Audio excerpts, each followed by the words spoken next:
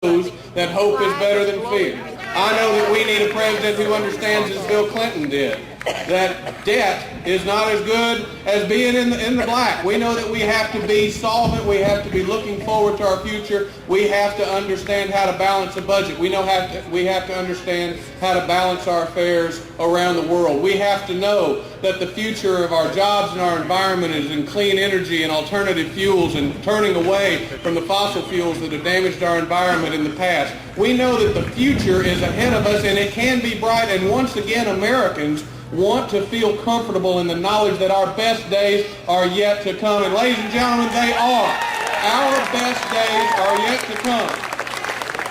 We started this in Arkansas. Can I get an amen? We started this.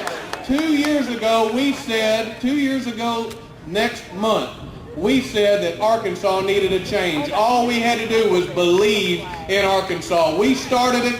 America's going to fix it. Gentlemen, please welcome to the stage now your United States Representative from the 2nd Congressional District, Congressman Vic Snyder.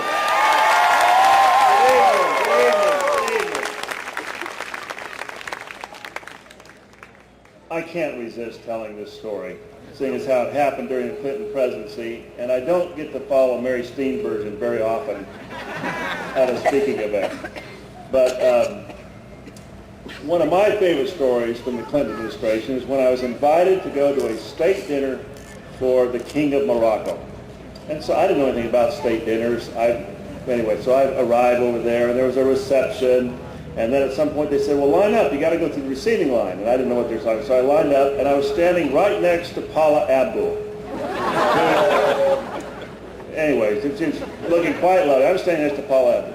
And so the line starts moving. It goes into another room, and there's the president and Hillary and the King of Morocco. At that time was unmarried with his sister. And so they started introducing folks, you know, Congressman Bert Smith and his wife, Rebecca. And then it gets to me and said, Congressman Vic Snyder and Paula Abdul. And so,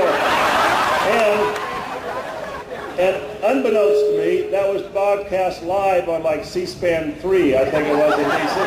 And all my friends thought I was dating Paula Abdul. And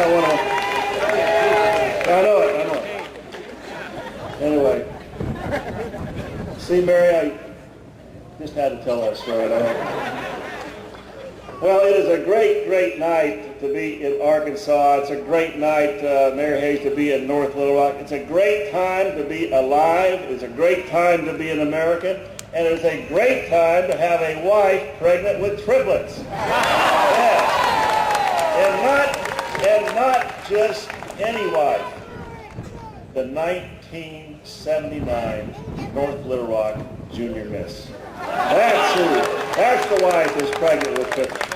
Why is this such a great, great time, even in the face of the challenges that this world has? We are blessed to have the opportunities that we have in this country. We are blessed to have this tremendous election before us here in 11 days. We are blessed to have Barack Obama to be the next president, to help us face these great, great challenges that this country and this state and this world is facing. We are blessed to have Barack Obama and the people that he will surround himself with face these problems and bring this country together to solve these great, great problems. So here we are, less than 2 weeks before this election. Everybody in this crowd knows how they're going to vote, but there's a whole lot of people, either they don't know how they're going to vote or they're not sure they're going to vote. And so we need to dedicate ourselves for these next 10, 11, 12 days to talking to our Republican friends, talking to our independent friends, talking to those folks that are not even sure they're going to show up at the polls, and tell them, we are blessed to have this opportunity. We are blessed to have this great country. We are blessed to have this great, great election. And most importantly, we are blessed to have Barack Obama in this election lead this country forward. Thank you all very, very much.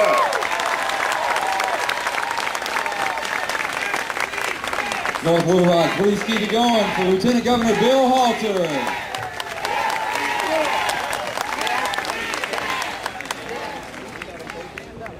All right. My name's Bill Halter.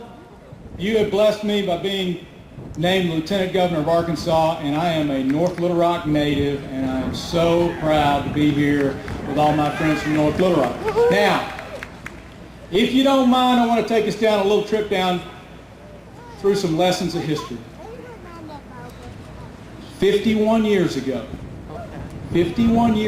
in Little Rock, at Central High School, we had something happen that Arkansas has been working to address ever since. And now, 51 years later, we have an opportunity to vote the first African American president into the White House.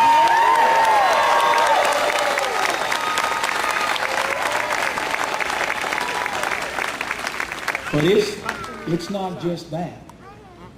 We have the opportunity to fundamentally change the course of this country. We have an opportunity to correct the excesses of the last 8 years. We have an opportunity to take our country back.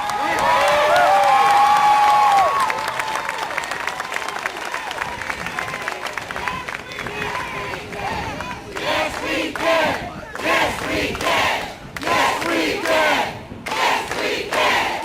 Yes, we can! Some of you out there have already voted. I know you've already voted. I know who you voted for. But between now and November 4th, make it your mission, make it your personal mission to go out, find 5 more people, 5 more Arkansans. If each and every person here finds 5, we are going to shock the political world here in the state of Arkansas.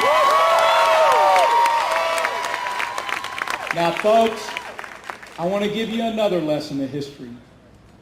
It has never happened, not one time in the history of the United States, that the Democratic nominee for president has won the White House without carrying the state of Arkansas. It has never happened.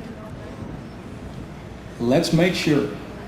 Let's make sure that 2008 continues that trend. Let's make sure that Arkansas puts its 6 electoral votes behind Barack Obama, who is going to be the next president of the United States.